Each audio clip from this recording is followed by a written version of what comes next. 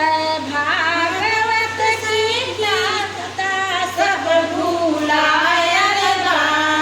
जब से कलयुग आयल बा ना। जवन काट खाट बिछा के बैठा बुढ़ऊ के टाटो नाई मिला। जवन का खाट बिछा के बैठा बुढ़ऊ के टाटो नाई मिला।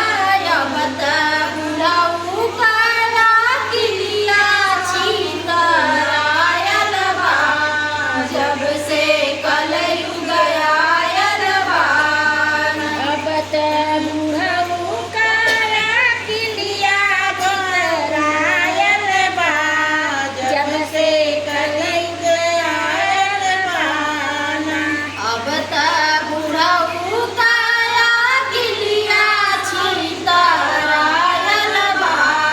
जब से कलयुग आयल बा ना। अब त बुढ़ऊ काला किलिया झुलायल बा। जब से कलयुग आयल बा ना। धन धन कलयुग की बलिहारी तर भय मर्दऊ पर भई नारी। धन धन कलयुग की बलिहारी तर भय मर्दऊ पर भई नारी। अब त मर्दन का मर्दनिया सब भूलायल बा। जब से कलयुग आयल बा। अब त मर्दन का मर्दनिया सब भूलायल बा। जब से कलयुग आयल बा ना। अब त मर्दन का मर्दनिया सब भूलायल बा।